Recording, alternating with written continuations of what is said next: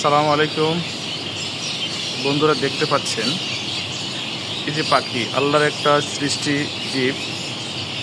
এই পাখি সকালবেলা খালি পেটে বের হয়, তারা দিন শেষে ভরা পেটে আবার তাদের বাসায় নিজ বাসায় ফিরে আসে। তাহলে এখানে বোঝা যাচ্ছে এটা সত্য, রিয়েল, যে রিজিকের মালিক আল্লাহ। রিজিকের সন্ধান করতে হবে না। আল্লাহ তাআলা বলছে যে বান্দা, তুমি আমার শুকরিয়া আদায় করো, তুমি তোমার কর্মে নেমে পড়ো, রিজিকের দায়িত্ব আমার। রিজিক কীভাবে আসবে? আমরা রিজিকের পিছনে দৌড়াই। আল্লাহ রাসূলের সুন্নত এবং ফরজ আমরা না স্মরণ করে আমরা রিজিকের পিছিয়ে দৌড়াই, আল্লাহর গুণগান করি না, আল্লাহর শুকরিয়া আদায় করি না।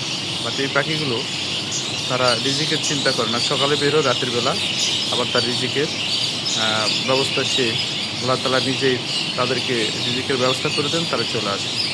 ওকে বন্ধুরা, আজ এই পর্যন্ত।